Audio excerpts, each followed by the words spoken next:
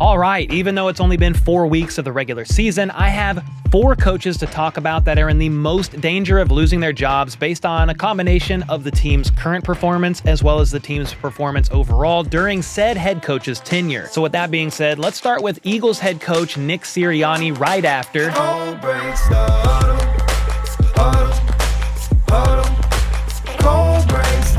Nick Sirianni took the job in Philly back in 2021, leading the Eagles to a wild-card berth where they lost to the Buccaneers 31-15. That was Jalen Hurts' first full season as a starter, though, and the next year they went 14-3, making it all the way to the Super Bowl where they lost to the Kansas City Chiefs.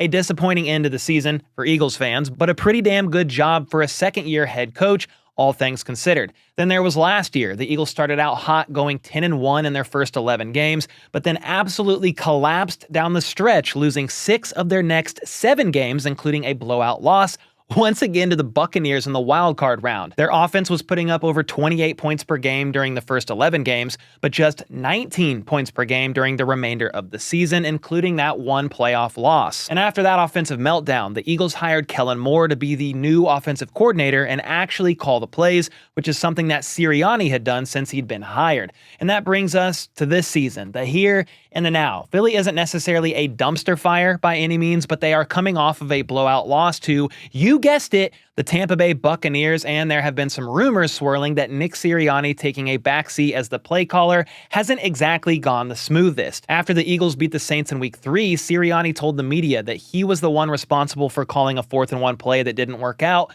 not Kellen Moore. Well, that sure was nice of him to take the bullet for Moore, but he's insisted in the past that Kellen Moore is the one fully in control of the offense.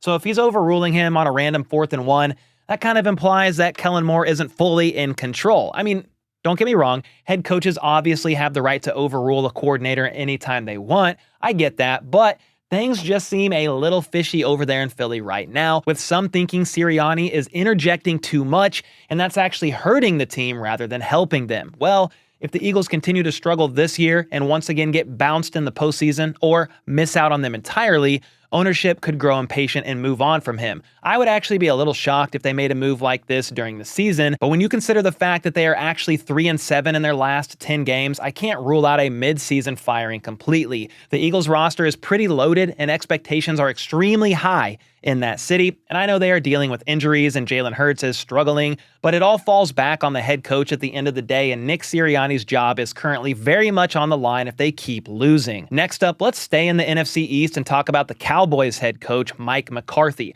Big Mike is now in his 5th season as the Cowboys coach, and he's coming off of 3 consecutive 12-win seasons, which is actually pretty impressive, all things considered. In his first season there, Dak Prescott suffered a compound fracture and dislocation of his right ankle early in the season and missed the remainder of the year, causing Dallas to finish 6-10.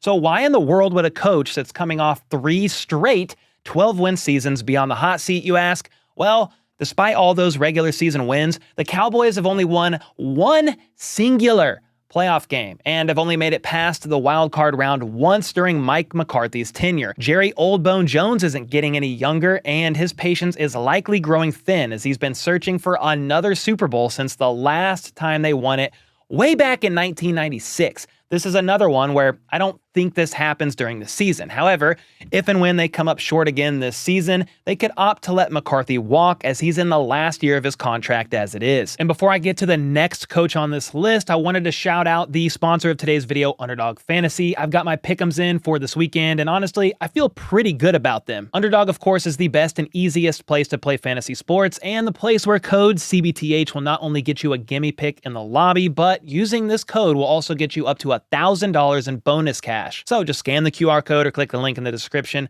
after you know which pick'ems to enter. I'm hitting the higher on Jordan Addison's 38.5 receiving yards with JJ getting a bunch of attention. Then I'm going with the higher on Sam Darnold's 1.5 passing touchdowns because he's throwing for an average of 2.7 a game, which is actually insane. Then give me the higher on Stephon Diggs' 56.5 receiving yards against the Buffalo Bills. That's a revenge game, and Nico Collins has been going insane and is going to demand a lot of attention. Next, the New Orleans Saints have the best red zone defense in the NFL, and the Chiefs are currently 24th at scoring touchdowns in the red zone. So the higher on Butker's 1.5 field goals made seems pretty safe here. And sadly, another thing that feels pretty safe is Patrick Mahomes throwing higher than a half of an interception. So if he just throws one interception, you hit it. And the reason why I'm hitting the higher on that is because not only is Mahomes' 5 INTs third most in the NFL, only behind Will Levis and Anthony Richardson, but the Saints defense has the third most interceptions on the season with 6. And those 5 pick'ems will give you a chance to win up to 16.38x on the money. So let's go easy dubs on all 5 of these. The next head coach worth talking about is definitely Brian Daboll of the New York Giants. He was brought in back in 2022 after spending the previous 4 seasons as the OC in Buffalo. He certainly helped Josh Allen develop into the superstar QB he is today, though we all know Allen is an athletic freak of nature, but still, the hope was Daboll could do the same in theory for Daniel Jones. To Daboll's credit, Daniel Jones had one of his best seasons that year, which wasn't really a high bar, but the Giants squeaked into the playoffs and knocked off the 13-4 Minnesota Vikings in the wildcard round. Daboll actually won Coach of the Year that season, and things were looking up out there in East Rutherford. Fresh off a winning season and a playoff win, the Giants decided to give Daniel Jones a 4-year, $160 million contract, a move that they would soon regret. Jones suffered an ACL tear last year, and the G-men limped to a 6-11 record. Then this offseason, they let Saquon Barkley walk in free agency, much to the displeasure of owner John Mara and the entire fan base. They're off to a rocky start this year, sitting at 1-3 with one of the worst offenses in football, and honestly, I don't really know where they go from here. They'll probably have a high draft pick again this offseason and could take a quarterback, then just release Daniel Jones and eat a bunch of dead money. There technically isn't out of his contract after this season. Again, there is dead money involved, but they can do it. But that would be admitting to the fact that they made a mistake in signing him to that contract in the first place. Ownership probably wouldn't be stoked about that, and they could say to hell with it and fire both Brian Daboll and GM Joe Schoen. That's assuming they don't get their season back on track, of course, which at this point seems like a long shot. And finally, the coach that is most likely to get fired is Jaguars head coach Doug Pederson. The Jacksonville Jaguars just signed Trevor Lawrence to a 5-year, $275 million contract this offseason, which at the time made him the highest paid in the league until Dak got his record-setting deal. But that contract is looking pretty god-awful right about now, as the Jags are off to a nightmare start to this season. They are the only winless team right now at 0-4. Trevor Lawrence is currently 32nd in completion percentage, 23rd in yards, and 26th in QBR.